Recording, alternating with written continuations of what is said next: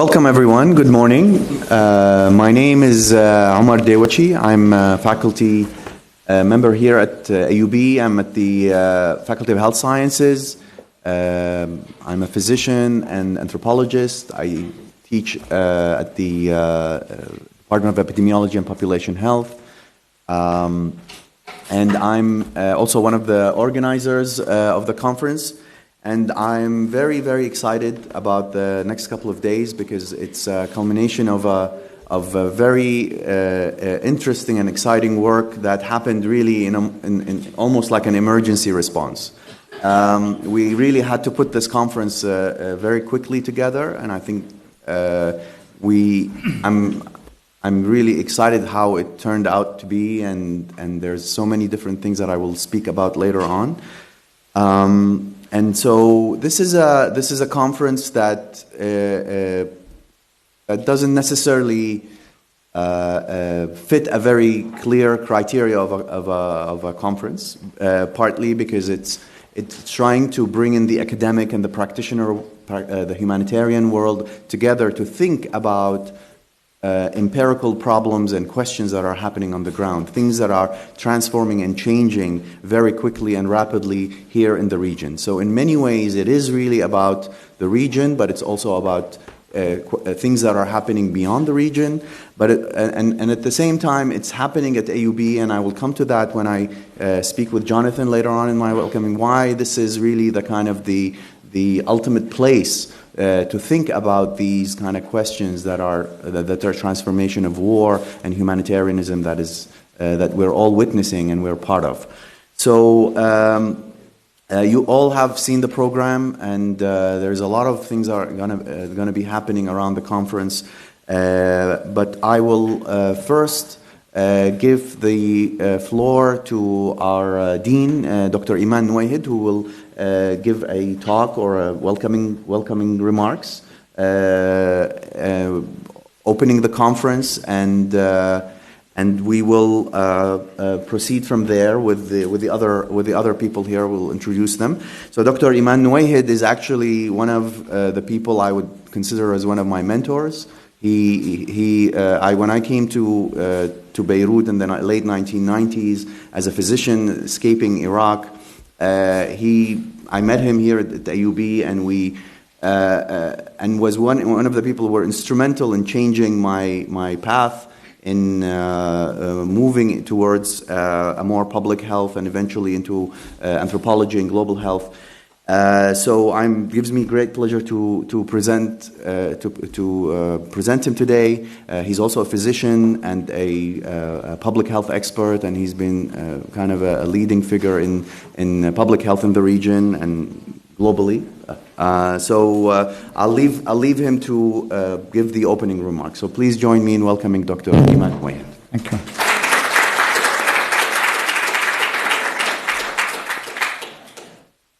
I'm also the only bureaucrat on the right. So I thought quite a bit about this, Omar. At one point, I asked Omar maybe that perhaps he can welcome you to this meeting, and I was oscillating between just say a few words of welcome here or actually sort of share some of my thoughts. So this morning I decided to write a few notes and share it with you. So hopefully that they will fall in place and they will be relevant to the conference. So on behalf of the American University of Beirut and of course the Faculty of Health Sciences, I'd like to welcome you all to this extremely important conference. And I think it's intellectually charged, and I think that there are going to be a lot of interesting issues that will be discussed. I will start actually from the fact that in September 2015, the world, all countries met in New York at the UN summit to approve the Sustainable Development Goals. And for those who may not have looked at them, the world has actually signed on 17 Sustainable Development Goals that include 169 targets. So if you really think about these goals that cover issues, they include things like ending hunger, ending poverty, ensuring health and well-being. They talk about climate change. They talk about protecting different ecosystems, terrestrial, marine ecosystems, and others. They also talk about partnerships. They talk about peace. They talk about equity. So, frankly, I think for all of us, they are commendable and laudable goals. And if they are achieved by 2030, as the world has agreed, I think we will be living in a healthier and a much better world. However, if we look deeper into all of this and take a few steps back and look at the goals themselves and try to interpret them in a little bit differently. And so the fact that the world has said that we need to end hunger is again an indication that there's something unjust that surrounds us. That we're talking about countries that are wealthy, and there's an overabundance of food in certain corners of the world, while others are dying of hunger and starvation. We talk about ending poverty, again, a very commendable goal, but this is again an indication that you have wealthy people and wealthy, strong corporations and wealthy nations that control practically the resources of the world, while the majority of world population are living actually in poor and unacceptable situations. And if you go through the list of these goals, you're going to realize that it's true that the world got together and agreed upon them, but it's an indication of a failure in the global system. It's a failure in the global economic and political system. It's a failure in our policies, and hence, although practically we need to all engage and try to do something and move these targets forward, but we have to realize the context from within from which these goals came. So I think this is an important point that we need to keep in mind. And so there's with all these injustices, inequities that surround us, that define practically our world now, I don't think it's surprising to see that there are a lot of conflicts and instabilities and wars all over the world. They're not coming out of a vacuum. They're actually the outcome of these sort of consistent and long-term failures in global policies. So our region, unfortunately, has the lion's share of some of these conflicts. As we look at the region now, and we see that almost half of the Arab countries are engaged in one kind or the other of a conflict, an occupation, civil unrest, political instability, and all of this. Name it, they're surrounding us. And some might say that, of course, it's unique about our region, but some might say that this has been practically the situation in the region for a long time. That we always had conflicts and we always had wars, so what's new? And I think this conference is going to help us all thinking about what's new in what's happening in the region, what's new in the kind of wars and conflicts that we're living. 70 years ago, I think the whole region was consumed, rightfully so, with the central issue, and that was the issue of the creation of Israel, the displacement of 500,000 Palestinians. And the Arab world has dealt at different levels, governments and civil society and political parties have engaged with this question of the right to return, the liberation, occupation, and all of this, and dealt with the whole issue of Palestinian refugees. Of course, there were conflicts and wars in the region, including Lebanon for 15 years. But again, what distinguishes what's really happening currently in the region is actually that there are several wars that are taking place all at the same time. There's practically when we spoke about the civil war in Lebanon, it was contained within the boundaries in a country, of course, with a lot of foreign intervention, but still it is contained within the boundaries of a country. We're now talking about wars that have no practically geographical boundaries. They have no political boundaries. We're talking about the largest waves of displacement, talking about millions of people that are displaced within and outside Iraq, within and outside Syria. And we're talking about a situation that's practically threatening the stability of even the neighboring countries. So we're dealing with a totally new situation that requires a different way of thinking about it. And I think that's the goal of this conference. The goal of this conference, they use the term ecologies of war, and so what's really happening? How are these wars and conflicts developing in our region? How are they impacting our lives, and how they are impacting the specific concern of, in this case, humanitarian relief or health support? So there are major questions that need to that this conference will attempt at addressing. It was intriguing to me when I looked at the background that there's this paragraph that says this event is part of a series of activities. By the way, I didn't know that MSF actually started in Lebanon. This was news for me.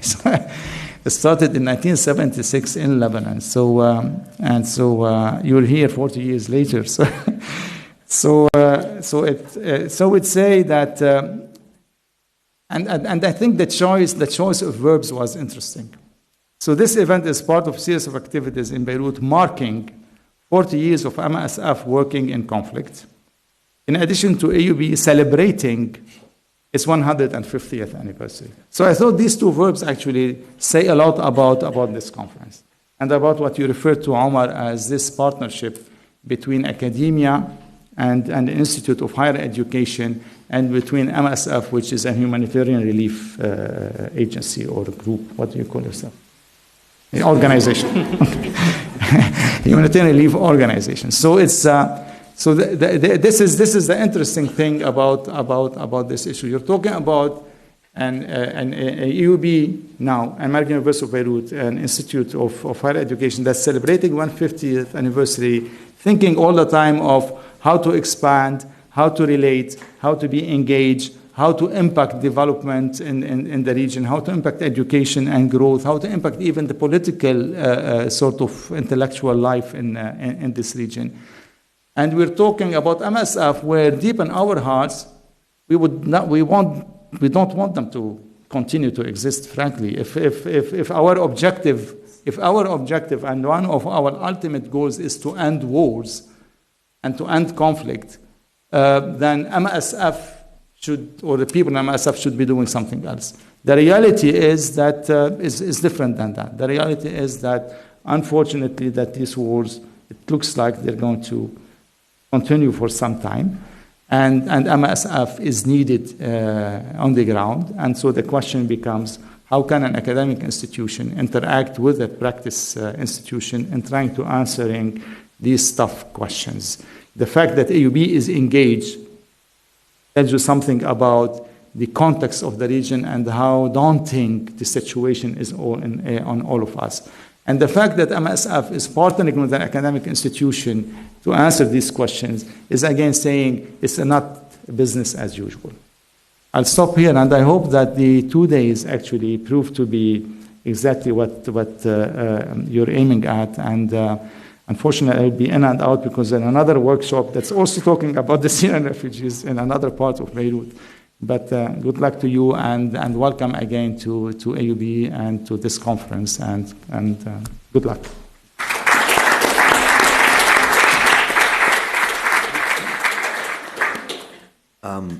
Thank you, Iman, very much.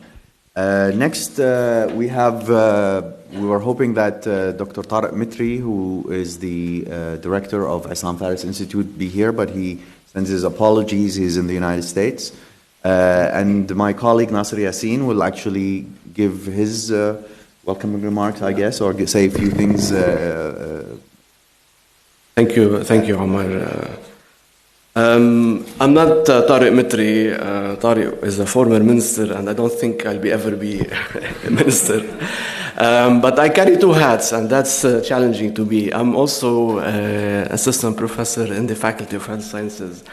So after my dean, I won't have a lot to say. And also, Dr. Nouaid is my teacher. So I sat in his courses a few years ago. I mean, I want just to welcome you to the Institute, and I want to say something that the two institutes here at AUB, Faculty of Health Sciences, and the Issam Faris Institute for Public Policy and International Affairs, partnering with MSF, is also telling something about the way we see the changing nature of conflicts. And the way we address issues that are relevant to our societies. We look at issues of refugees. We've been increasingly working in the Institute, but also at the School of Public Health on addressing the impact of the Syrian refugee crisis, not only looking at refugees, but also at the Lebanese communities and so on, but also increasingly looking at the changing nature of conflict, reflecting on the Arab uprisings or the Arab revolutions, looking at humanitarian intervention, the doctrine of R2P, and so on. All of these have become relevant to us in the last couple of years. We've been increasingly looking into those relevant issues in the Institute and in other places in the university. And the subject of this conference is very close to our interests. I think we've talked earlier with Omar and others about the changing nature of conflicts. And this is not something new. We've been reading about this, discussing it, reflecting on it. But we need to address this further. We see it now more endemic. MSF has been operating here for 40 years. I was a toddler 40 years ago. And I see this coming for another few years to come. So I don't know if we'll be sitting here in the next 20 or 30 years looking at the impact of conflict on all of us. But it's being fought by multiple actors. I think we'll address this in the conference. There's no distinction between civilians and militants. We see more and more, hospitals, healthcare providers, healthcare institutions are being targeted. And I think this has been a fact. We discussed it a few weeks ago with the president of the MSF. But I think we need to look at how, we cannot decouple this from the social construction of health, of hospitals, of healthcare providers, of human beings in the current wars. We need to look how those are being constructed. And there's a lot of dehumanization. Earlier on, we would see the Red Cross or the Red Crescent flag, and we would respect it. Even during the harsh years of the civil war in Beirut, in Lebanon, those flags were respected, There were immunization campaigns were respected, even between the fighting militias. Now it's totally different. What we see in Aleppo, which is very clear and dear to us, is this dehumanization of hospitals, dehumanization of human beings, dehumanization of healthcare providers. The hospital is now a building. The healthcare provider is an enemy. Human beings are just targets. So we need to challenge these. And I think this is the target or the aim of this conference. We need to challenge, indeed, that we're not, as MSF has put in their hashtag, we're not a target, of course, but we need to challenge the changing ethos of war and conflict in the region and elsewhere. So I'm sure we're addressing these. I looked at the conference. We've designed it together in the last few weeks, and it's going to be very interesting and addressing these hot issues. Thank you, Omar, Jonathan, for conceptualizing this, and thank you for the organizing team from AUB, from MSF. I know the Institute has worked hard, all the team, Rabi, Michael, Amir, Rudaina, Nermeen, and others have worked hard to make this happen. So I want to thank them for doing this organization. I want to say that the hashtag for this are Doctors Under Fire, and we want to really challenge this. We need to come out of this conference after 2 days, really challenging that doctors, healthcare professionals, healthcare providers shouldn't be under fire. Thank you very much, and all the best for these 2 days. Thank you very much.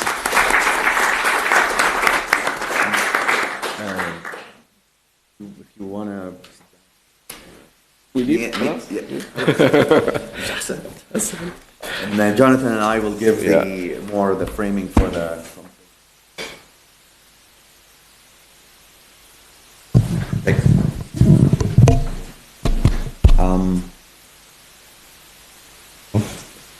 Okay. Thank you again to everyone for being here. In the audience, we have quite a mix of people. We have people from AUB. We have a large delegation of people. Delegation is the wrong word, but a large group of people from MSF in the region who work in Lebanon. We have visiting specialists from in the field of humanitarian studies that have joined us. So it's going to be a really exciting couple of days, and I really thank you all for joining us. I think what's interesting in the way the timing of this event is something that has a particular significance. I think for MSF and the work that we do.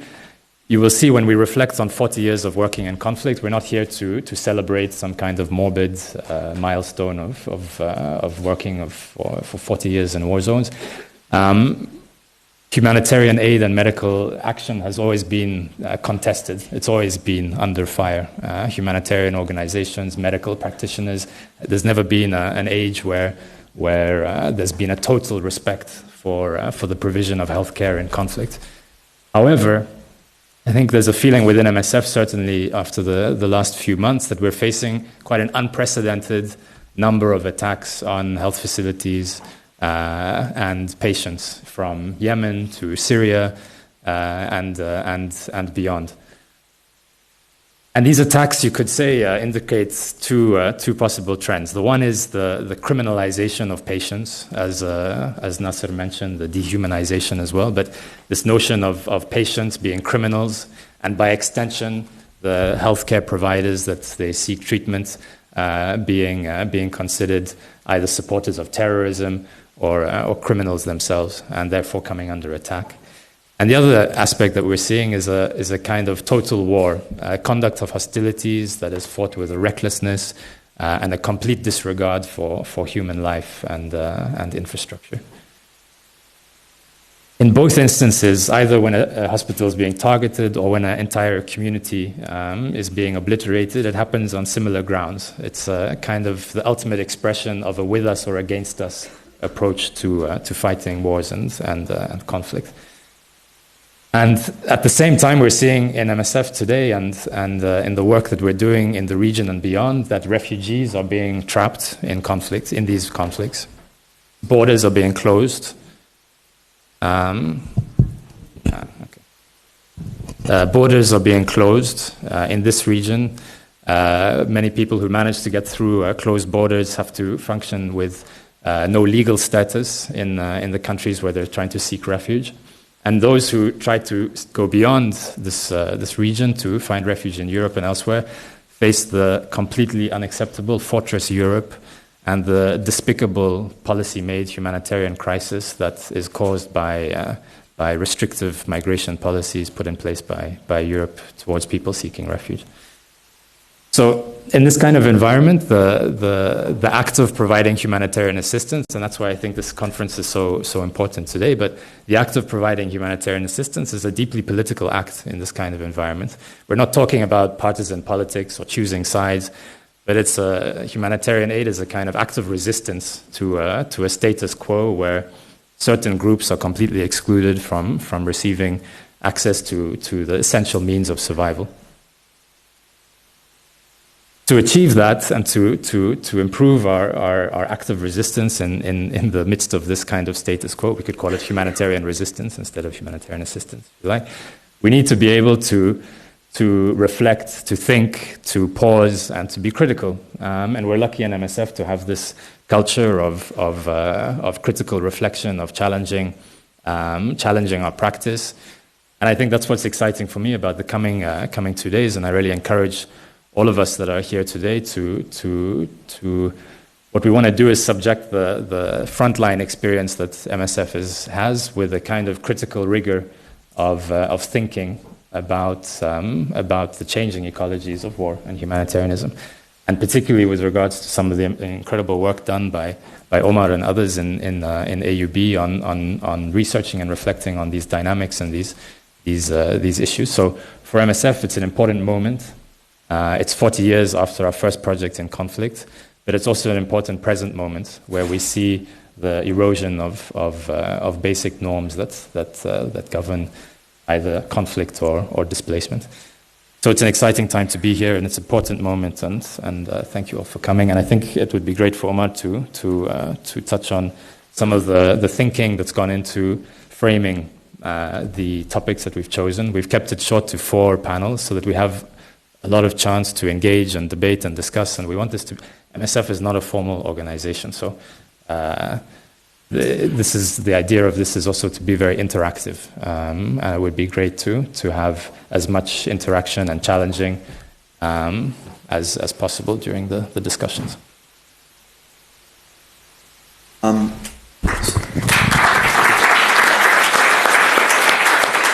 So I'll say a few words about how this conference came about and what was the thinking behind it. A few years ago, when I joined AUB, I met a colleague of mine, Dr. Ghassan Abu Sitta, who is going to join us later on. He's busy right now. He's a reconstructive surgeon, plastic surgeon, works at AUB, and kind of in many ways has been instrumental in redefining the practice of the university also towards dealing with war injuries that are coming from across the region to AUB. So for the past almost now going to be a decade, AUB has become this hub of all unfolding conflicts in the region, in Iraq, in Syria, of course, and mind you, the whole political instability and the problems that happen in Lebanon constantly. So we were a group of people who began thinking about how do we really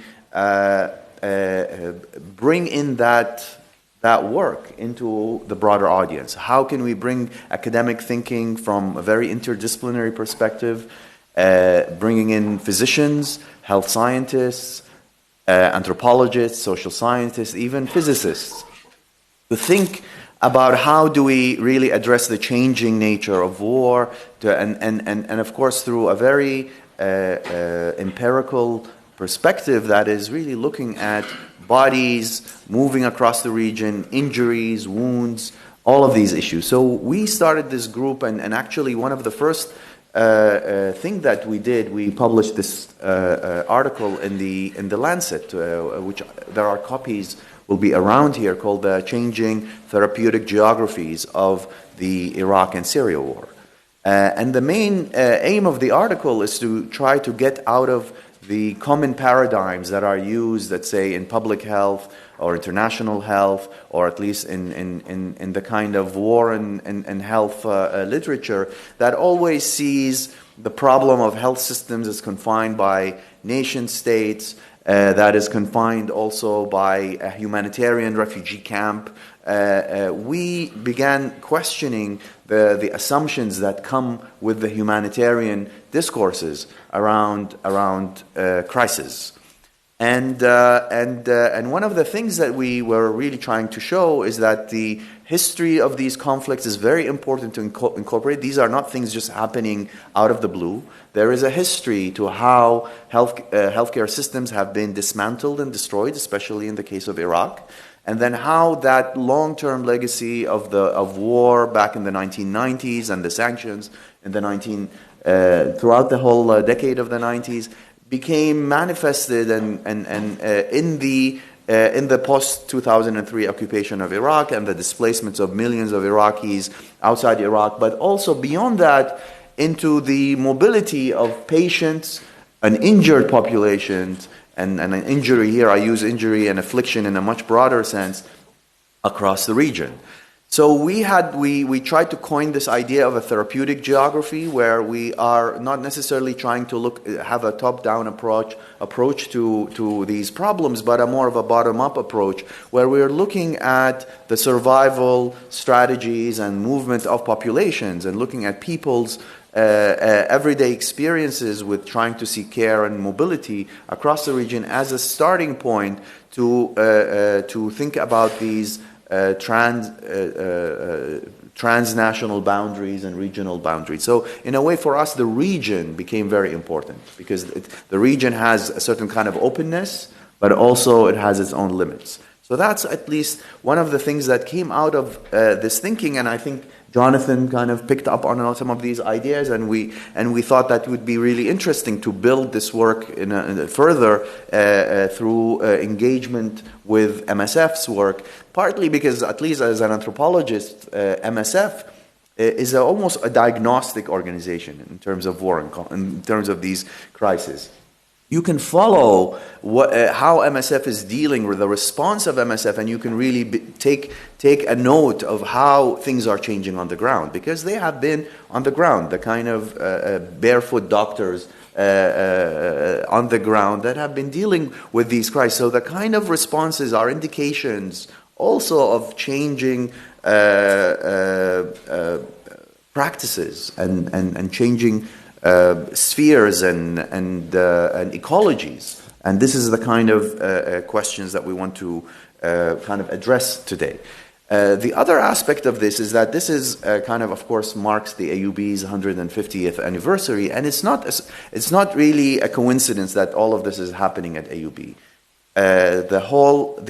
If people who don't know about AUB was established in 1866 by a Protestant missionary organization that actually brought in medicine and health as a very central role in the missionary work that was happening here in the region. So, and of course, as we know, there is a very clear genealogy between the kind of the present day humanitarian work, the kind of the going there to save lives, and the kind of missionary work also that happened back in the 19th century and all of that.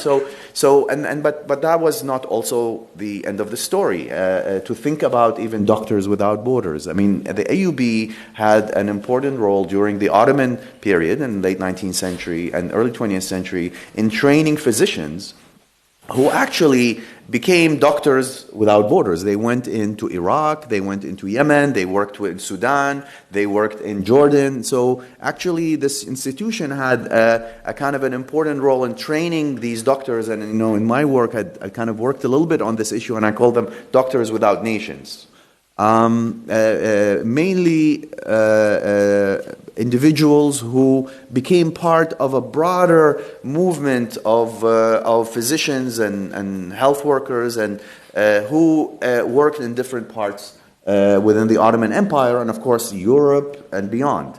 So the First World War was very instrumental in transforming this.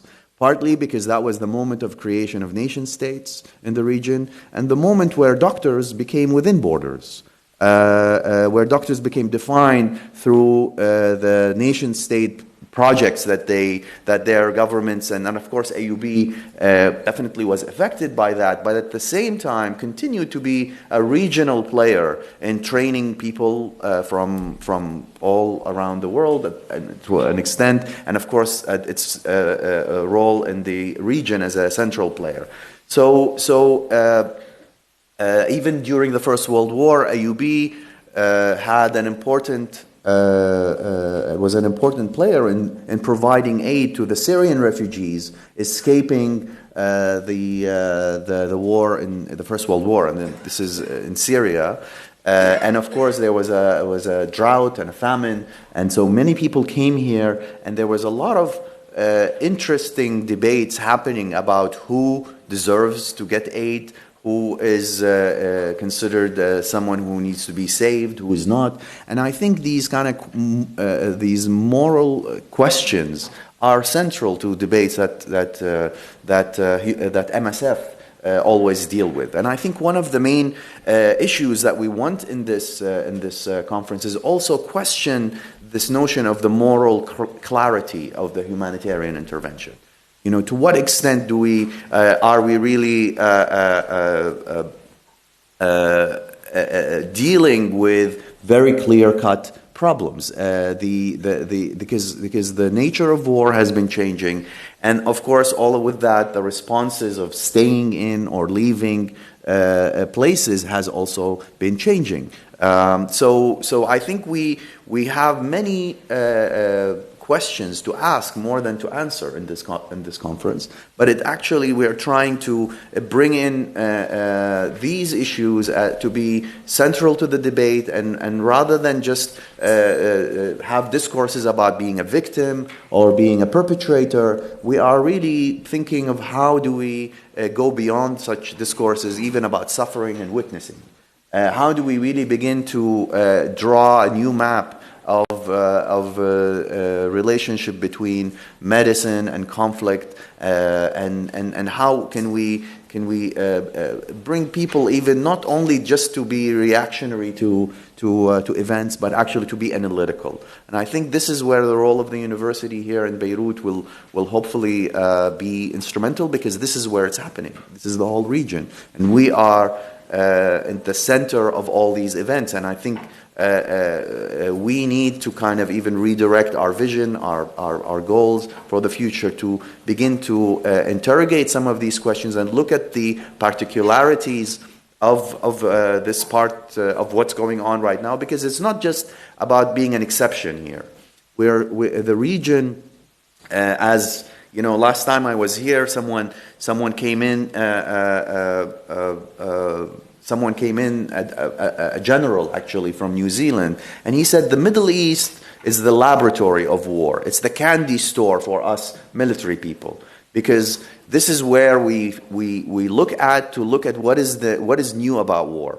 So I thought that was really interesting, and of course, we challenged his comments, and we were a little bit angry about it, but at the same time, it was interesting comment that this part of the world is the laboratory of warfare. In many ways, it's a place where also knowledge should be. And this is what laboratories are also for. Knowledge should be produced, and linking it to practice, linking it to kind of relevant issues on the ground should be central task of this work. So as you know, that the main themes of the conference revolve around 4 themes. And we thought these are, of course, not covering everything, and this conference also is not covering every topic, and we apologize if this is thought to be a comprehensive conference. I think it's more of raising questions around these themes, and of course this is hopefully a debate that will continue for a long time. So as you see in the program, we have the first theme is we thought the changing histories and landscapes of humanitarian aid. This is a more of an overall vision of what's going on, how the landscape of humanitarianism has changed, and I think we have amazing speakers who are going to be kind of engaging this kind of question, later on today. The second question is the hot topic right now. As we see the kind of the Security Council resolution yesterday around the protection of humanitarian work is an indicator of the unfolding events of all this accumulation of attacks on healthcare. So this is going to be hopefully a very interesting topic that we will address, and not just to react to it, but to try to understand it in a historical context. How this has changed? Is this part of? Are these kind of wars part of new forms of war, or they are actually a return to colonial forms of war? In Algeria, in India, in Iraq, even back in the early 20th century, late 19th century, this kind of counterinsurgency warfare was very common. So does the international humanitarian law work in this part, in these kind of warfare, So these are kind of questions, at least, that we are hoping to address in this conference. Responding to population on the move. We want to look at kind of the experiences around that, but also to think beyond it, to think about how do we really understand movement and seeking healthcare. And of course, this is a big topic, and this has been going on for a long time, and that we have some interesting people who will be telling us their own kind of experiences with this. And finally, the emerging global health trends in contemporary conflicts. I think this is something that I'm excited about because it's because we're having really these almost what we could call medical discoveries, or at least new forms of affliction, new diseases, or maybe old and new are kind of coming together. The idea that conflict takes us beyond the classical definition of diseases is a very interesting question. We know when global health addresses issues, usually it's either infectious disease, chronic disease. What we're trying to look at is a much more complex picture. How these things are layered over each other, and I think this conference will hopefully kind of address these issues. So I will stop here, but before that, I want to really thank the teams, specifically the S here, because this was really a coming together of the MSF and AUB in an incredible way. The teams that worked to prepare for this conference, to do the social media, the communication, have worked incredibly. So when I asked for a list of names of the MSF people, I was sent just one sentence, said, thank the MSF regional communication team in Beirut.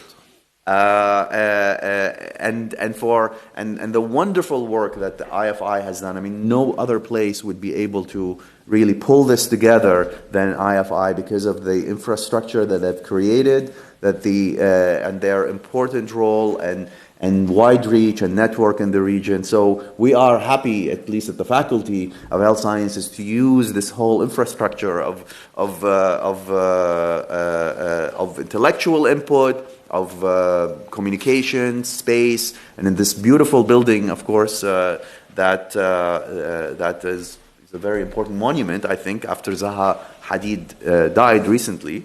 So I would like to just thank the people from IFI, just to mention them by name, because I think they really did work very hard on this. Nasser, of course, leading the efforts. Amir Rishani, Narmin Al-Hor, Rabia Mahmasani, Dania Abbas, Salam Dawood, Samar Ghanim, Rudaina Baalbaki, and of course, last but not least, Michael Heyer, who's been so on top of things that I really am. I don't know how he functions, but I'm pretty impressed by all of that. I want to also say that we have a very nicely done exhibit and installation outside Issam Faris, and I think the building really helps so much with doing that kind of installation. So please, when you in your free time, go and look at some of these amazing and incredible photos. And I want to also thank my students, the volunteers, the Med1 students who, when I told them about this conference, they all wanted to come and help. So I'm really grateful for their presence here. And there's also, in addition to the exhibit, there's the screening that is happening downstairs in the first room. So please have, it's not just about sitting here. We can walk, enjoy AUB. I think for those who are visiting here for the first time, this is a beautiful campus. Please feel free to move around. And thank you.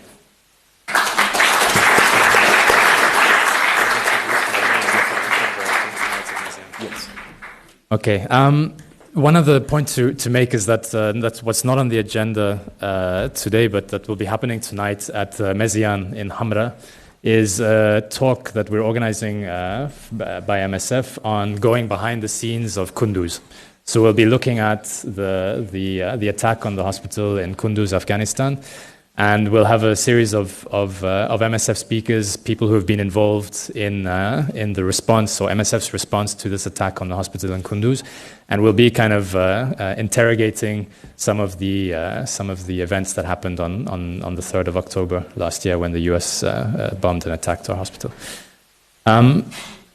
On that note, I'd like to we'll move on now to the keynote address of today. And it's a great pleasure for us to have Meini Nicolai with us. Meini is the president of MSF's operational center in Brussels. She first started working with MSF in 1992 and was thrown in the deep end of working in her first projects in both Liberia and then Angola. She has a very long experience as a nurse working with MSF, and then later as a director of operations in Brussels, where she oversaw and directed MSF's projects globally. She's the elected member of the board as a president. So in MSF, the members of the board are elected positions, and Mani is the elected president of MSF. It's a great honor to have her here, and I'd like to welcome you to the stage to talk.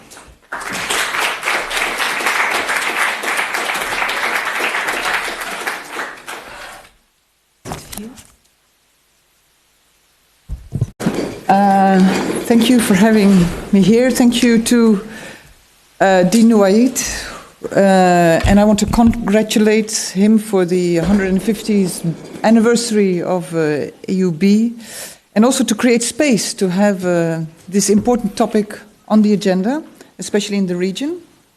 And I want to thank as well the EUB2, Omar, and the team IFI for co-organizing this important event together with us. And to have the practical, medical, humanitarian work in the field together with the academic world, I think is a very important occasion, especially given the circumstances that we are in today. I have prepared a little bit of a talk with you, talking you through a bit our history, part of our history from my perspective, and giving some field examples with it to have it not too dry. As many of you know, MSF was created more than 40 years ago during the Biafra War in Nigeria. Some doctors working with the Red Cross were frustrated. The access to the population was blocked, and they were not able to speak publicly. Back in France, they created a new organization, Médecins, Frontières, that would be more flexible, going cross-border and speak out. MSF invested in the development of emergency kits. The kits for 10,000 people for 3 months was an MSF invention, and this is still in use by many organizations today. Standardized protocols were developed and essential medicines introduced. Most of our work has focused on medical care in conflict. We address the direct medical needs due to violence close to the front line by stabilizing and referring patients, and we install field hospitals where we give life-saving surgery and general medical care when the existing hospitals are no longer functional.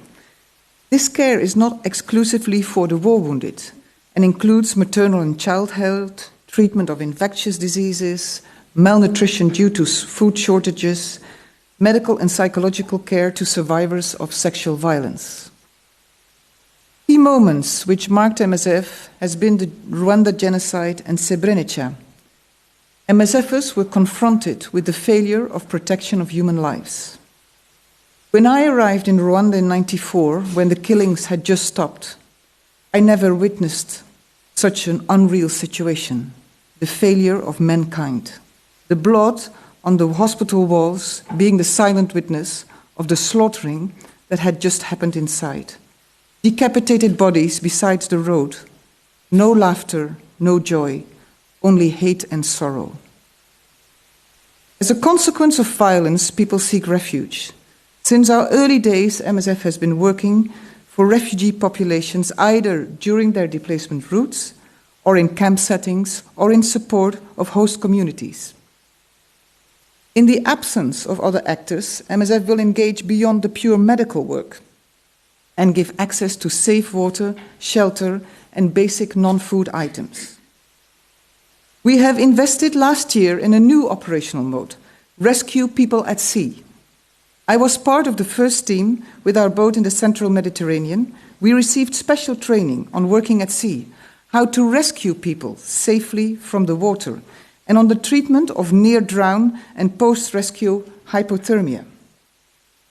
During our first rescue, I thought that there were a maximum 150 people on a wooden boat that we saw in front of us. In the end, we saved 488 people, mostly from Eritrea, from an old unseaworthy fisherman boat. The current EU-Turkey deal is a disgrace to humanitarianism, sending people back to Turkey, which European states say is a safe country. This is a violation of EU and international refugee law, contributing to the erosion of law that ensures that people can flee conflict and seek protection. As an impartial organization, we try to work on the different sides of a conflict and claim independent needs assessment to assist those most in need. We reject to be embedded with any party or receive armed protection. Our acceptance by the warring parties is based on negotiation and the quality of our work. Proximity to the population is a key principle for MSF. We discuss with the community leaders about their most urgent health needs. We are ready to take risk and work in difficult circumstances, but only based on negotiated acceptance. In conflict, we need to be flexible and able to adapt our operational response constantly. The front line can move, cities will change hands, and we can become a target. Our logistics are very well developed and able to build or change any building into a health facility in short time. In Syria, we installed an emergency care facility in a cave. And when that became too dangerous, we moved and found a chicken farm, which we turned into a hospital. Some tactics in war do not change, such as besiegement. Working in besieged areas is complicated. The needs are often enormous. Supplies are cut off. The people are exhausted, and access for humanitarians is limited and dangerous. I have worked twice in besieged cities. The first one was in Angola in the 90s. To gain access, we had to negotiate to work on the two sides of the conflict. Supplies were only accepted if they were split between the two sides, MPLA and UNITA. The situation in the besieged town was terrible. The siege was long. There was extreme high level of malnutrition in children, mostly suffering of kwashiorkor, resulting in high mortality rates. And remember, this is prior to the plumping nut time, so we were feeding with high-energy milk. Another problem was caring for the high number of infected wounds from the mines surrounding the city. People had used all the firewood and had to leave the town, taking the risk to step on a mine almost daily. We improvised a hospital in an empty apartment building and a feeding center in a compound. Every time we had to leave town, we had to cross a no-man's land to go from one militarized area to the other. We were accepted by the two sides, but were caught in the fighting over the town at several occasions. In 2011, I worked in the besieged town of Misrata, Libya. We had access by sea, but were accepted by only one party in the conflict. We work on one side of the conflict if the needs are so high that they are hard to neglect, and we continue to ask access to the other side. In the case of Libya, the government did not accept us.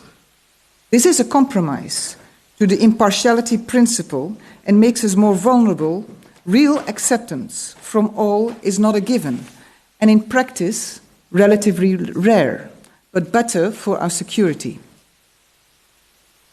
In Misrata, the medical staff who remained in the town, where most had left, focused on the war wounded. They wanted to do that.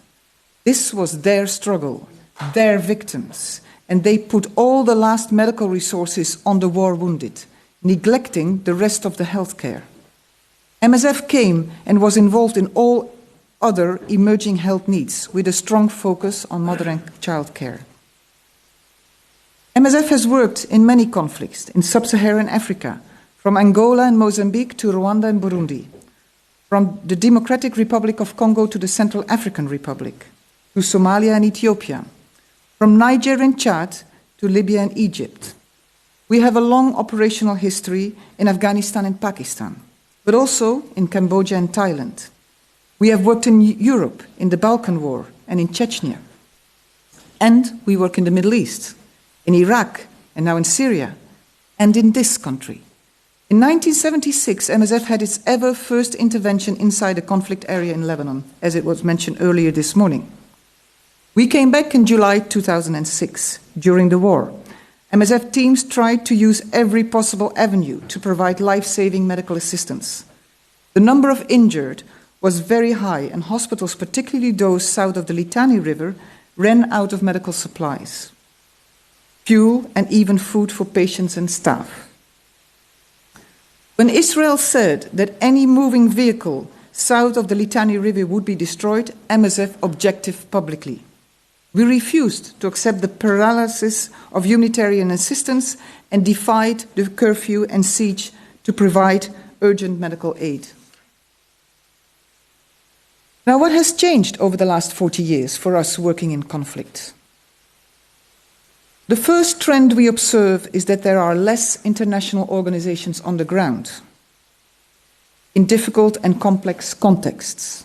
Some organizations are concentrating more on lobby and advocacy rather than direct care.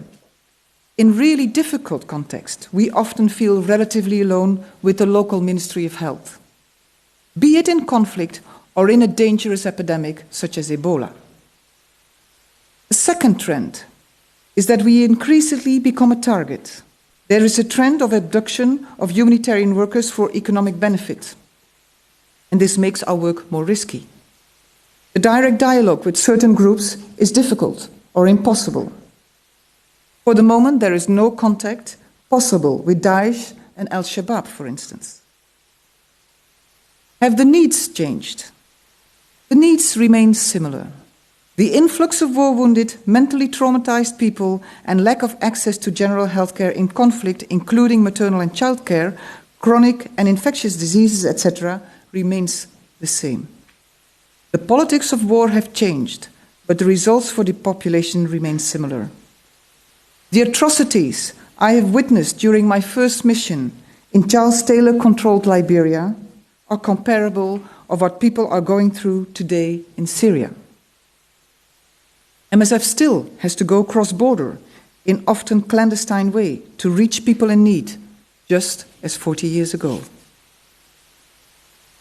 However, because of our increased engagement in the Middle East and Northern Africa the last years, we are confronted with other pathology patterns, including in conflict area. We see more chronic diseases like hypertension, cardiac disease, diabetes, and renal failure. And we need to adapt our practice. In the Middle East, there was a higher level of healthcare prior to the collapse due to the war than in many of our classical areas of intervention in sub-Saharan Africa, Afghanistan, Yemen, and Somalia, where the healthcare system is very weak. This means that patients have other expectations that require high technology for diagnostic and treatment, which we are not always able to offer in the given circumstances. This may create tension with the local community, and we need to explain the possibility and limitations. However, our skills developed in the resource-poor setting can come in handy when we have to improvise during the collapse or the limited access due to security constraints. We can use, for instance, telemedicine, which we developed during our work in Somalia. In more stable areas, we're able to give very high level of care, such as in Jordan, where we give reconstructive surgery. Is medical care at the front line still respected? We have seen a worrying decline of the protection of medical work in conflict zones these last years. Doctors, nurses, and patients have been killed in hospitals and ambulances.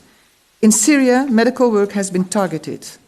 The hospital of MSF in Kunduz, Afghanistan, was bombed by the US Army, and MSF hospitals have been attacked by the Saudi-led coalition in Yemen.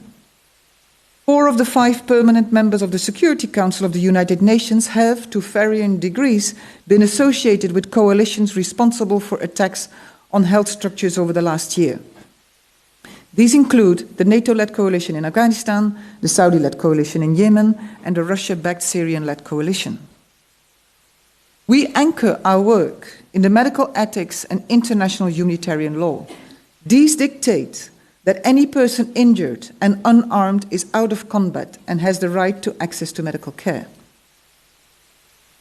We treat everybody. We don't ask patients where they come from or who they work for. We don't ask them about their religion, nationality, or affiliation. We are doctors and nurses. We diagnose and treat. Everyone is a terrorist to someone, so inevitably we treat terrorists. We've been attacked in Kunduz, Afghanistan, Yemen, and Syria. Words don't protect. Different international conventions are not respected. The US Army has explained us last week that the attack on our hospital in Kunduz was due to a catalogue of errors and a failure to follow the rule of war. We have resisted that explanation, and our request for an independent investigation was never accepted. Many other attacks remain uninvestigated. There is no accountability for the killing of unarmed doctors, nurses, and patients. We need urgent reaffirmation of the protection of medical care in conflict. MSF has changed over these last 40 years. It has become the largest medical humanitarian organization, but we managed to remain a member-based organization. We believe that the quality of our work depends on the quality of our debates. This conference is an example of it. We have our history in Europe, but we are becoming a global movement. We are not homogeneous, and we have different approaches or priorities between the sections of MSF, balancing between providing purely patient-focused care or influence policies of healthcare for other patients as well. Something that has changed over the years is the dependency on institutional funds,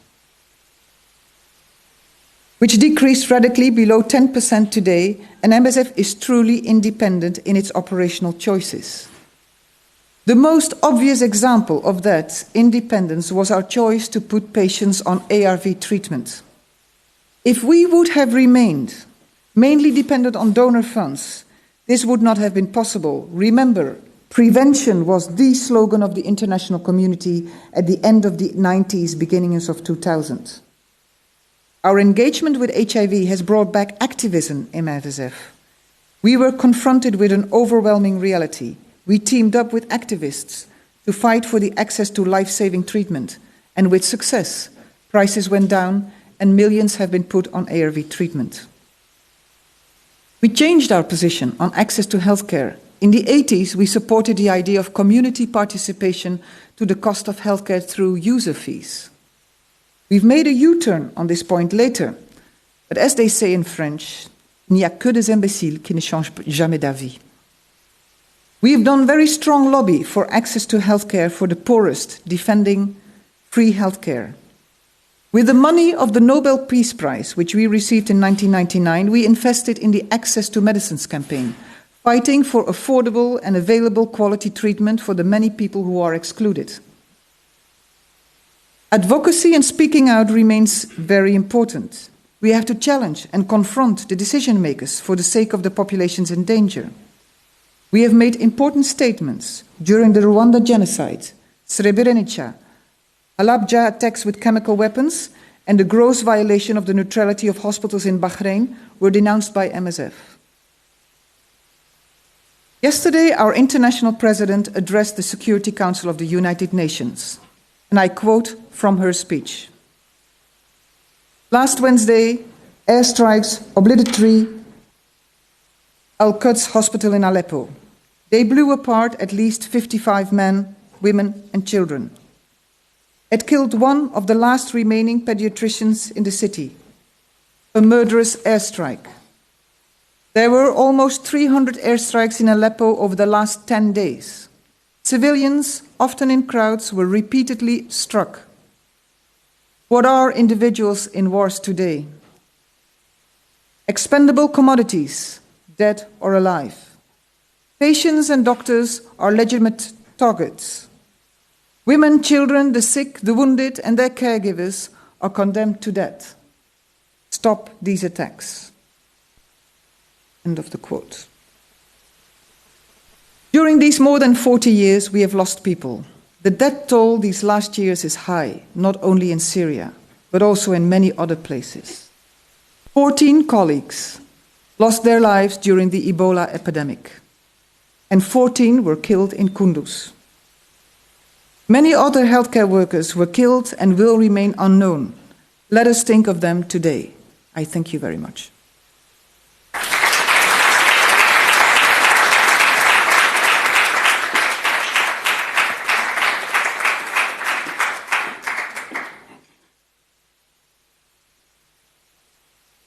Thank you very much, Meni. We have some time to take questions. Sorry? Yeah, come up. We have some time to take questions before we break for. So let's take maybe 3 at a time, and then we can respond in a bit of a discussion. Yes, we've got one at the back there. We have microphones. Okay. So there's a person at the back. Can you put your hand up, the person who wanted to ask a question? Okay. No. Never mind. Anyone else? Any question? Here in the front. Sorry, I was looking to introduce themselves. And if you can introduce yourself when you ask a question, it would be great. Naji Abi Hashim, psychologist between Seattle, Washington, and Beirut. Thank you for this presentation and for exposing us to the wonderful work of MSF. There are a lot of overlap between your organization and so many who are doing member care, humanitarian care, soul care, as I call it. So when we mention humanitarian work, I think it would be important to cover not only the physical, biological, and I'm sure you're aware of that, but that also touches on soul care, meaning there are a lot of people who are victims, who are injured not only physically, but emotionally, psychologically, and trauma victims and so forth. And many of we've seen physical ailments are caused by severe anxieties, traumas, and severe depression and so forth. And also, I would like to inject a little bit about who cares for the caregivers. And I'm sure that those suffer a lot, and this is what we call vicarious trauma or burnout or stress of working in a very stressful environment. So there is a lot of price. It's very costly to be a caregiver, a humanitarian work around this.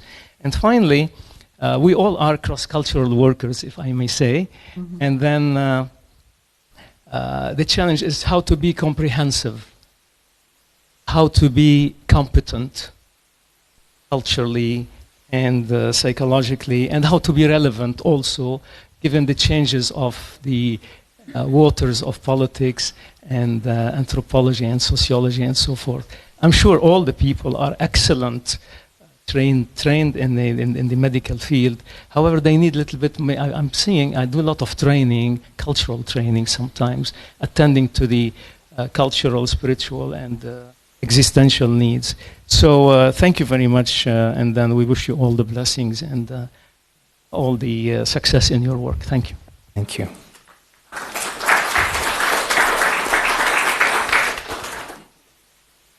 Are there any other questions? Or okay, Meni, do you want to react to that?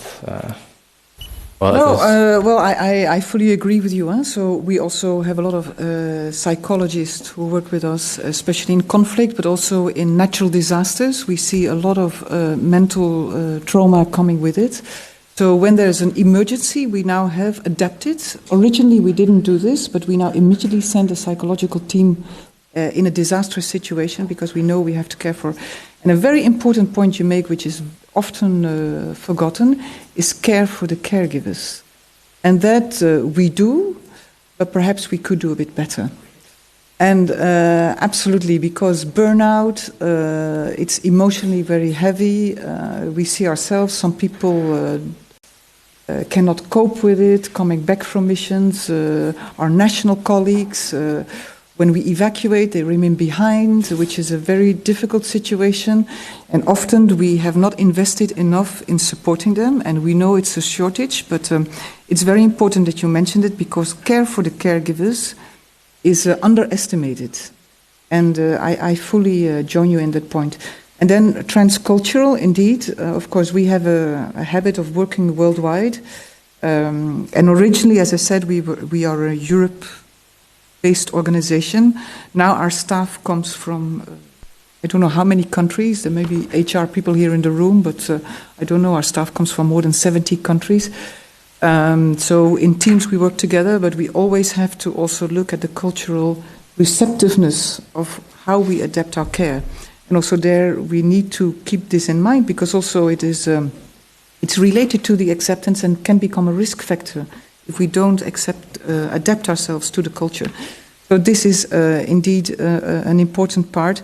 And in our, let's say, refugee work now in Europe, we have specific cultural mediators talking to the people and so on who are stranded in Greece and on the islands and all this. Yeah, but you raised very important points. Thank you. Yes.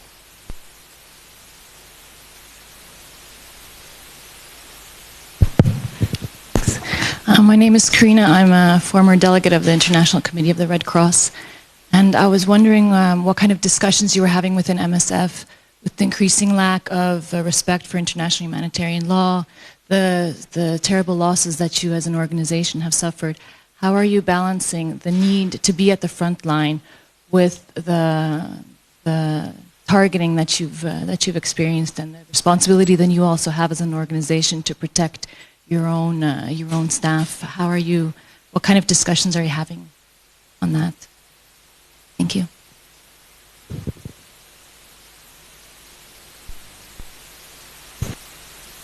Yeah.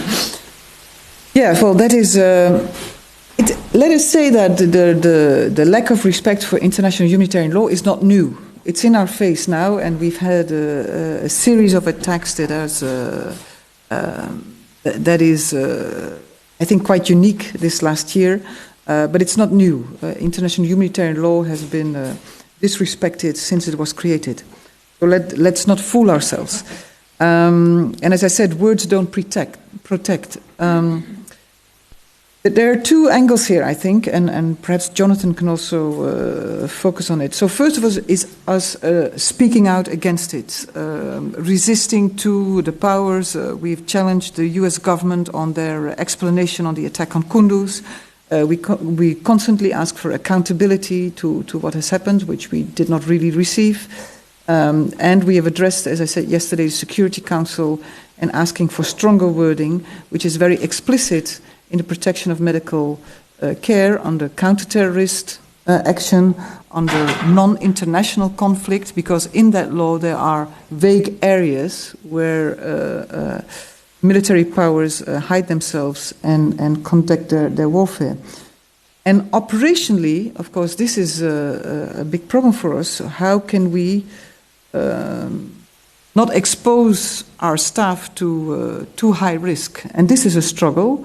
We have not been able to return to Kunduz, although we want to return to Kunduz and help the population of Kunduz in Afghanistan. But up until today, we didn't receive the written reassurances that we need from all parties in that conflict. In Syria today, the exposure to our staff is extremely high, so we find other ways of operating which are compromising how we want to work. So we're struggling, and there are no easy answers. And this is a daily discussion that we have with the operational people here in the room. Many of us are here, and these are things that we constantly have to evaluate, adapt our operational model. But again, as medicals, we have to make sure that the quality of care is also guaranteed somehow. So we cannot just blindly distribute medicines. So it is a big dilemma, and we're struggling with it on a daily basis. I don't know, Jonathan, if you... maybe just to add, yeah, I think we're operating increasingly in a kind of legal gray zone where counter-terrorism operations are being fought and enemies are being criminalized. And I think MSF and other organizations like ICRC often face a choice where either we can fully operate based on our impartial provision of assistance or providing treatment to everyone, whether they're classified as terrorist, enemy, or whatever. To do that, we either need the full agreement of all of the parties to the conflict, which I think it's safe to say at this point we don't have in many of the places where we're being targeted. Or we accept a higher level of risk in terms of the kind of loss of life of medical workers in these environments. So I think from MSF's perspective and from other organizations and healthcare providers, we can't accept the increase. We can't accept the loss of life of health workers, and so we're pushing for reaffirmations, reconfirmations of the basic rules of war that prevent these kinds of attacks. But this is extremely complex, and this is what we'll talk about in the coming days as well, when the nature of war is changing, where we're no longer seeing necessarily boots on the ground, but more boots in the sky, drone strikes, special operation forces that are targeting facilities. So there is a very complex environment that we have to negotiate, and our ability to provide assistance is often being seen as a threat or as a benefit to an enemy or an opposition group who are increasingly defined as a terrorist enemy. So I think it's an environment from which we have to reinvest hugely in the negotiations that we have, and that's where Kunduz was important as well, is in the ability that MSF has to extract the political cost for attacks on health facilities, and this is something we need to build on as well going forward. Omar, I don't know if you want to add something from your reflections on that. Yes, I mean, I think one of the interesting questions, at least I have, is that a lot of the debates right now really mainly cultivates the legal response. So it builds really on the idea that actually it is all about international law, it's international protection, and as we know, these things are becoming more blurry on the ground. And MSF's experience has shown that the legal debate is never going to be enough. And I'm wondering, beyond the kind of reacting to attacks and kind of making visible the effect on the medics, what would be kind of the adaptability of MSF? Well, where would that take the organization in terms of organization, in terms of also changing its own practice in certain kind of ways, or doing work in a different way? I mean, I'm asking more of a brainstorming question rather than maybe it's also will be continuing. But I'm just saying that because we keep on kind of bringing back the legal question, in terms of international humanitarian law and all of these issues. And we know on the ground these things never really have no reality sometimes. And even the humanitarian workers keep negotiating on the ground with different groups and different populations. So there is a kind of a more of a sociological kind of, on the sociological level, how would that look like? How would MSF be able to deal with that?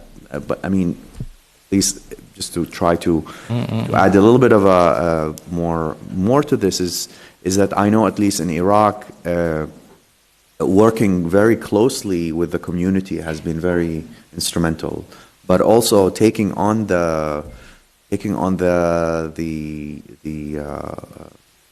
consequences that even the communities that, I mean, in a way MSF becomes as vulnerable as the communities that they're treating, which I think is an interesting So how would that evolve from there? I mean, beyond the legal protectionism kind of debates. Yeah.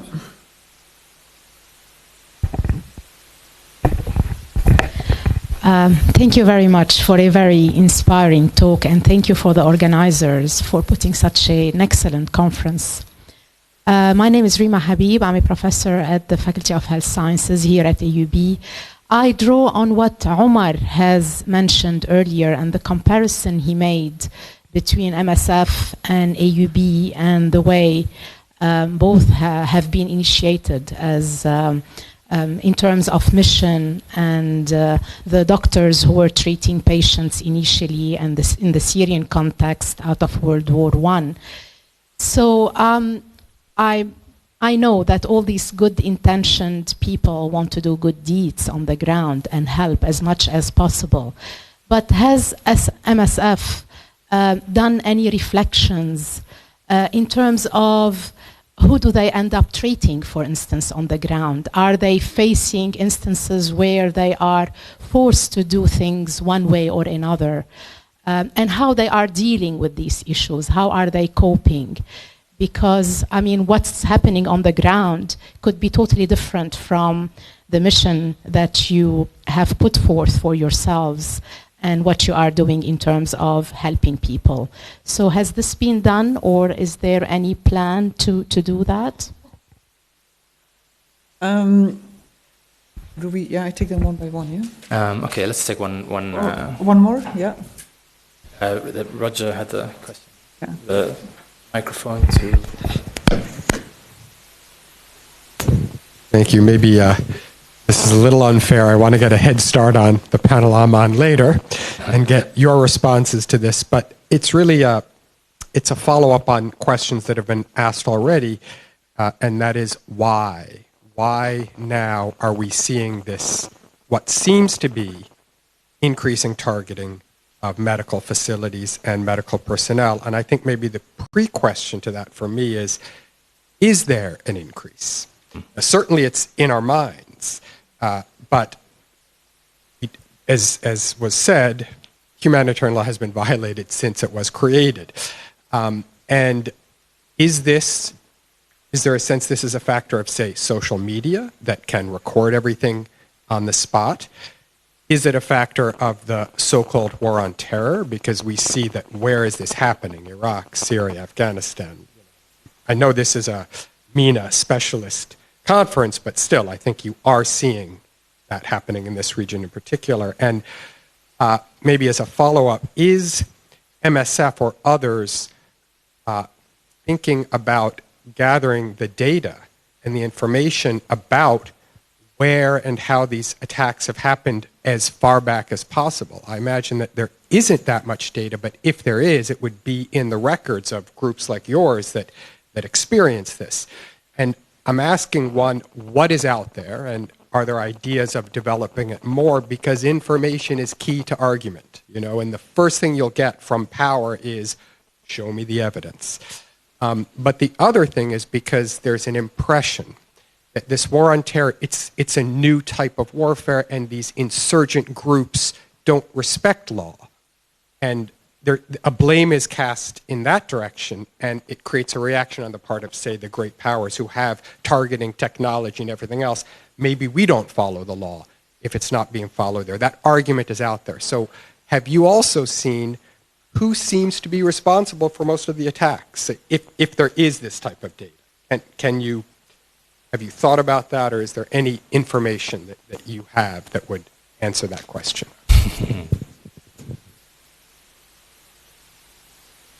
Those are two big... Jens wants to... yes, right. Yeah. Thanks, Omar and Jonathan, for hosting us, and mainly for your opening remarks. My name is Jens, and I'm a nurse with MSF. I think more an observation perhaps than a question, and I appreciate and I agree with you, Omar, when you say that attacks or violations of IHL is nothing new. And perhaps taking on from Roger, I think for me the crucial question or the crucial aspect lies in the second panel, which title is targeting of medicine.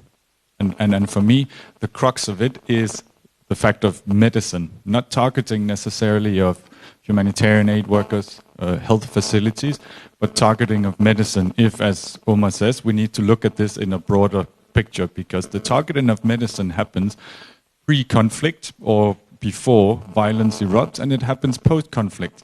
And we see the consequences of that. For example, in Ebola, MSF lost as many healthcare workers as we did for 21 years in Somalia over the course of less than 2 years. Now, the reason we do that is the targeting of medicine from a profit or security perspective, which impedes developments and tools for actually helping people from a public health perspective.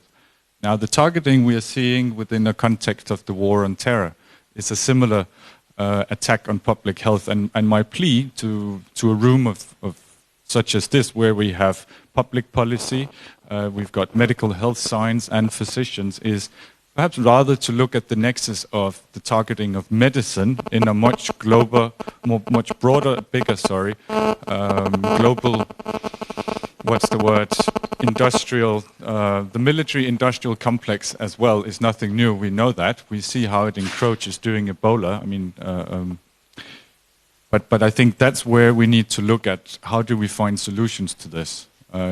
And not just limited to the physical attacks, because the impacts of the attack on medicine are just as great and just as grave for patients. Thanks.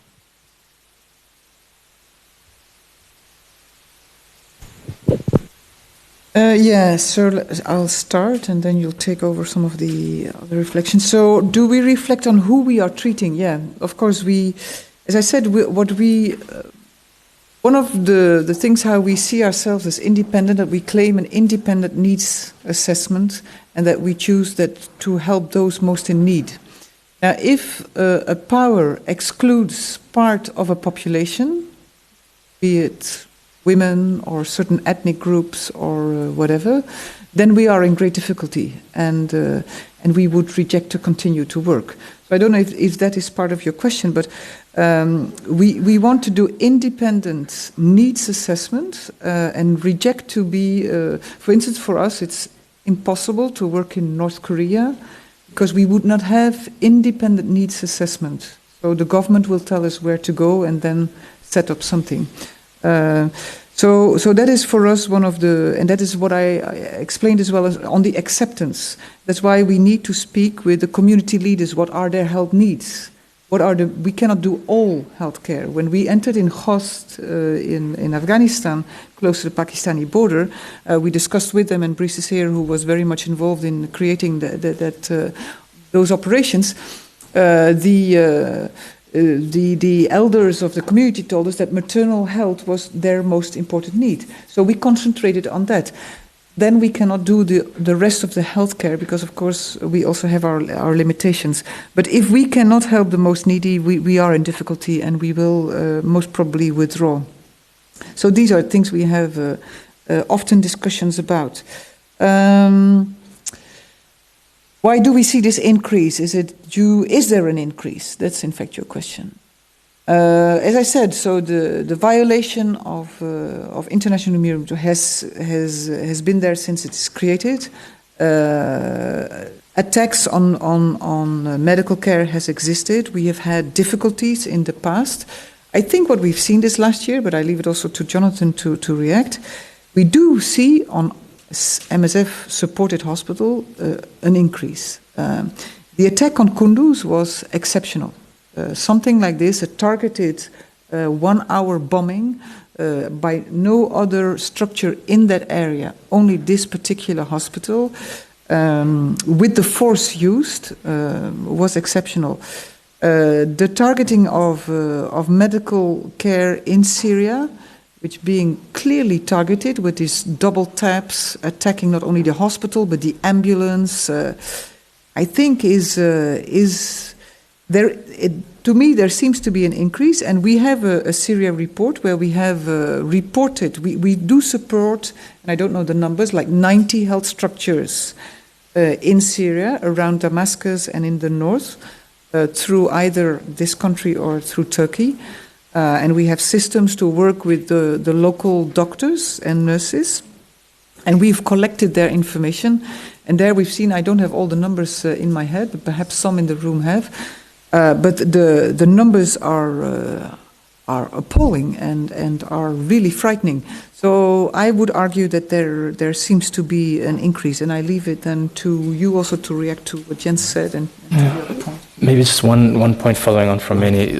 The number specifically for 2015 in Syria was 67 MSF-supported health facilities that were hit in 2015. Yeah, out of the 90 who have been.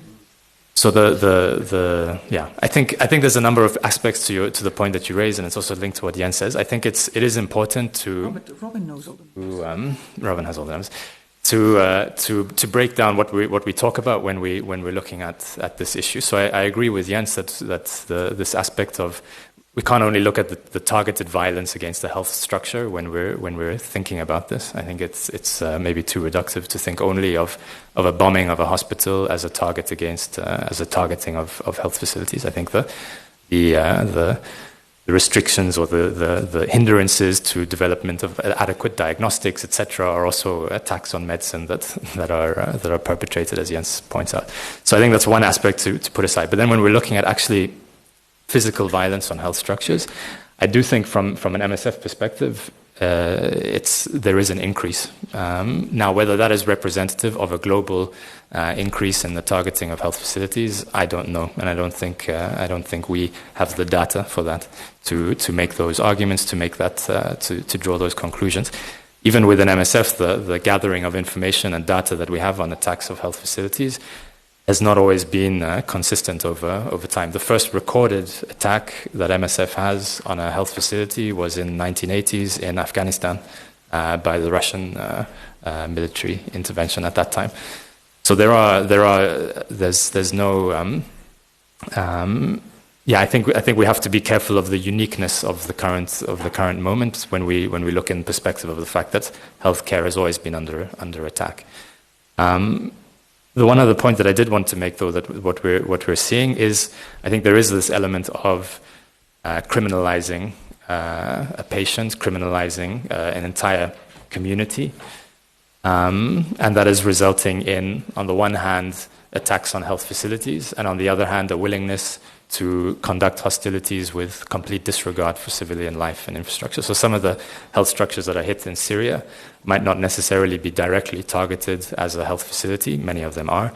But they are hit in the general disregard for a kind of total war strategy, which is enabled by this discourse of fighting against a terrorist enemy, a dehumanized terrorist enemy. And I think that's something that is specific to this moment.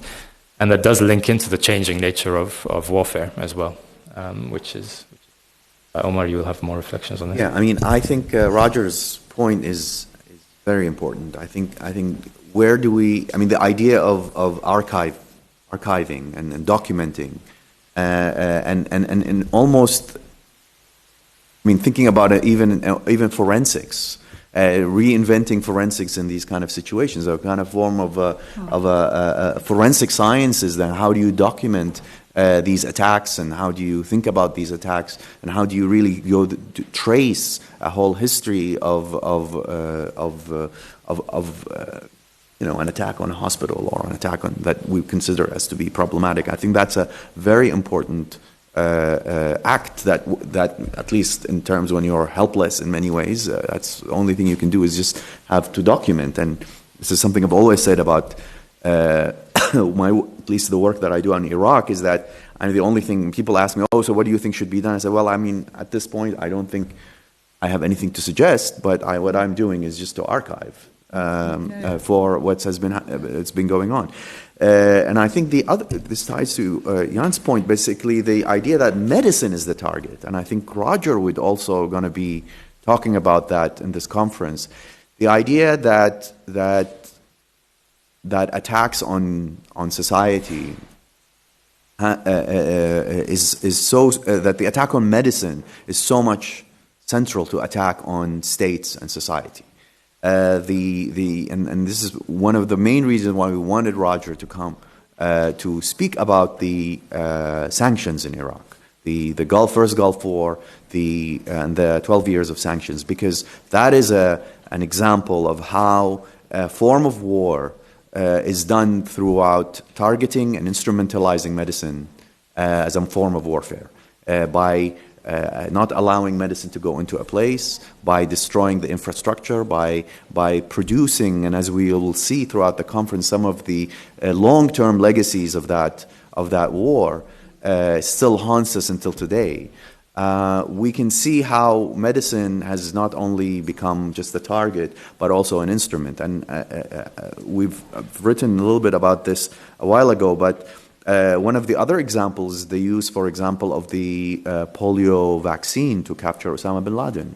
And what we see is the way kind of medicine becomes an instrument of war also, not just a target of it. And I think this idea of how medicine have become more increasingly militarized, let's say, I don't think it's something necessarily new. It has always been the smallpox use of the immigrants in the U.S. is a kind of an important story of use of disease as care and disease are kind of intertwined here.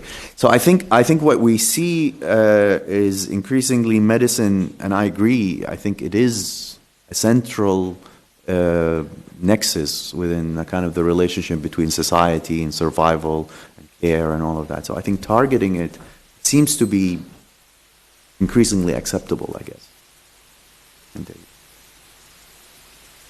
Okay, I think we have time for one or two more questions before we close this session.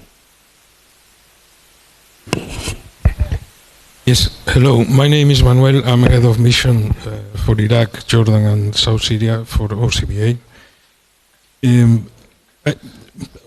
I arrived in MSF 21 years ago, and there was a lot of talking about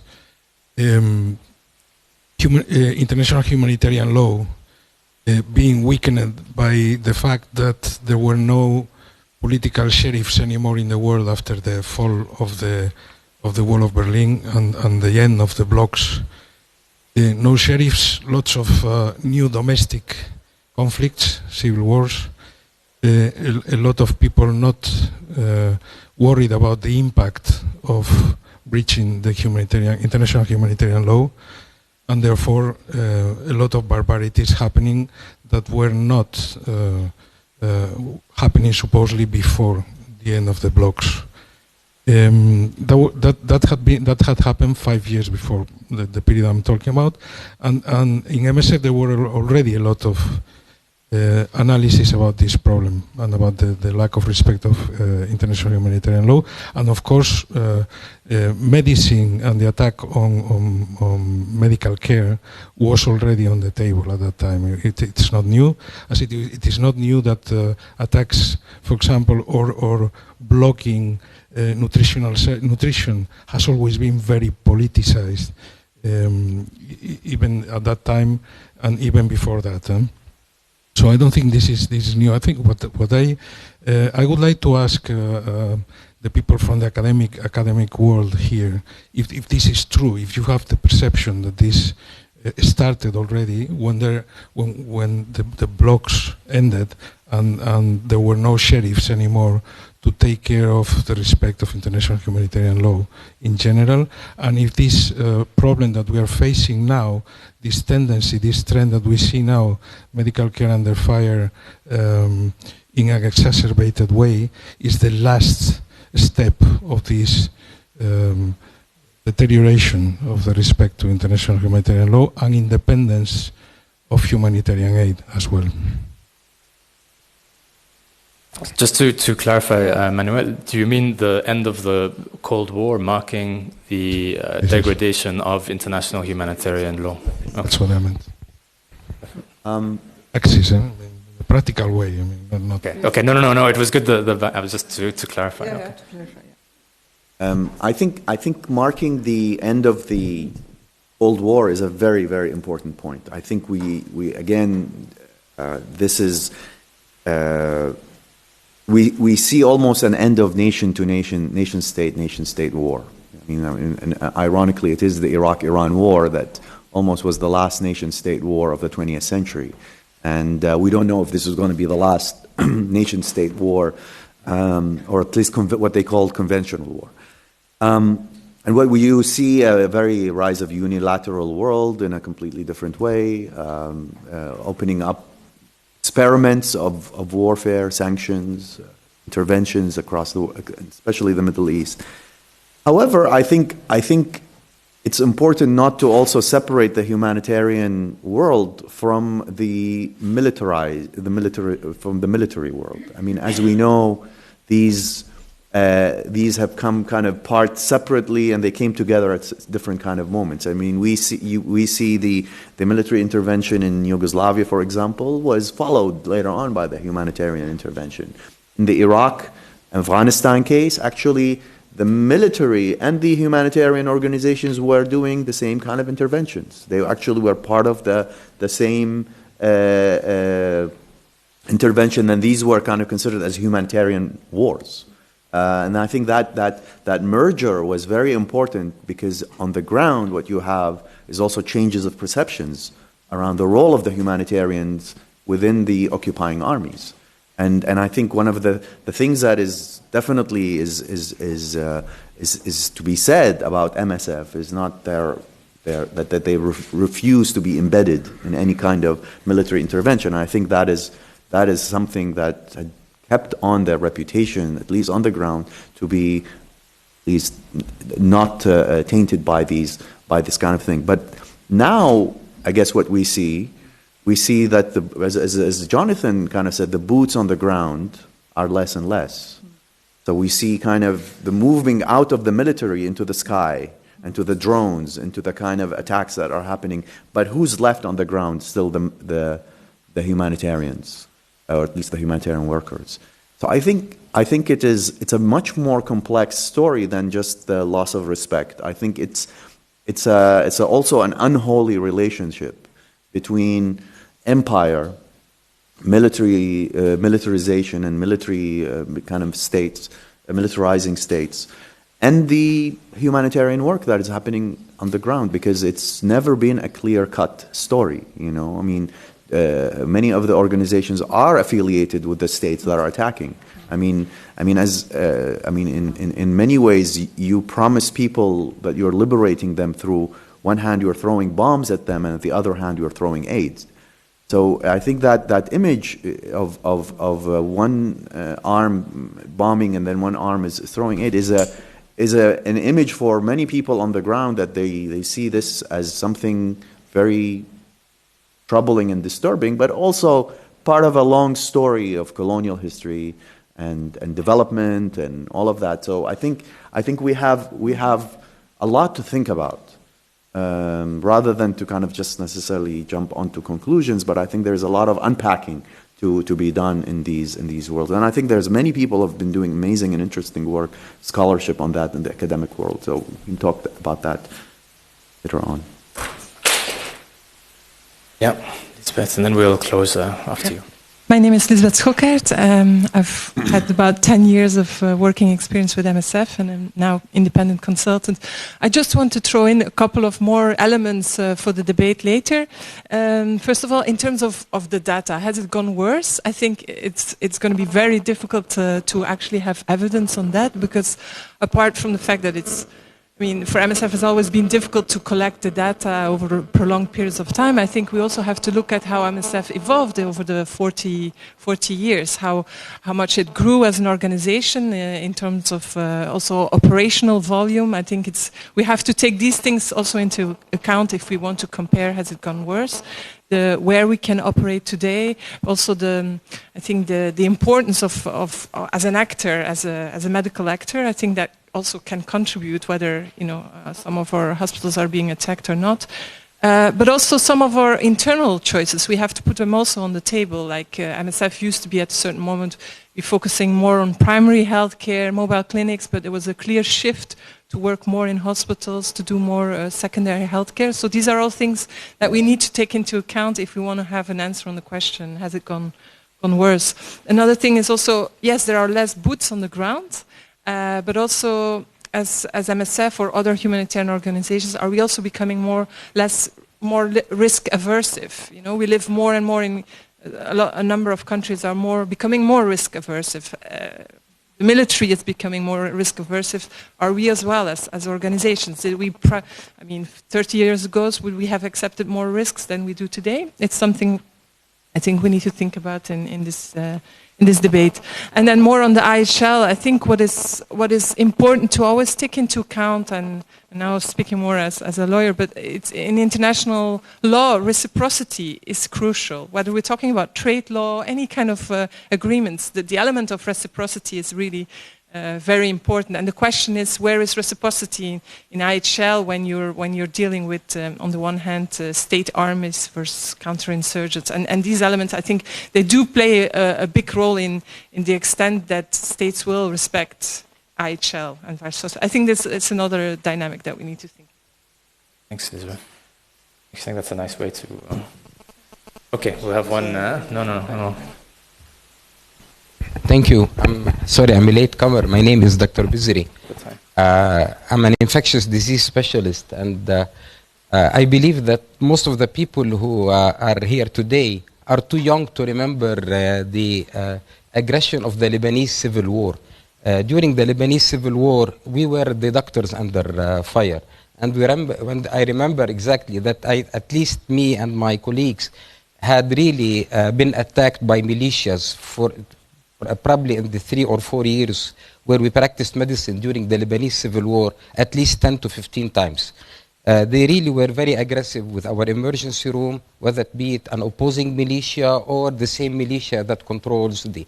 So doctors under fire has always been there, whether in a civil war or... Second, and when people refer to the international law, maybe you have to remember that we live in an area where we have probably lost faith in the international law. Because I also assume that many of you are too young to remember the Israeli aggression against Lebanon, mainly against South Lebanon, and the last definitely Israeli war was in 2004. And I live in a city, Saida, and I remember that the Israelis destroyed our main hospitals when they really had to occupy Saida. So the question really, are we as medical professions in a war of, quote-unquote, war of existence? Because we always thought of our war, whether it's war of existence, because we have so many strong beliefs. We want to wipe the other idea. Whether we as doctors are considered as medical assets, are we strategic assets for the enemy or not? So if we are part of the strategic assets of the enemy, then probably the opposing enemy or the opposing party will always find it's legitimate to bombard us. And if we are not part of the strategic asset, then probably nothing will happen to us. At AUB, as Omar said, I'm one of the people who are handling most of the war traumas that comes to AUB. In the same ward, in the same floor, we are treating both the opposition and the pro-Syria regime casualties, and we're having no problem. We're having no problem because up till now, we are not considered as part of their strategic assets. But the people who are handling those casualties elsewhere are considered as part of the strategic assets. And this is why my belief that as long as it is going on, doctors will remain a target because they are part of the resilience of that region in order to whether continue to resist or whether it will collapse as a whole society. Thank you.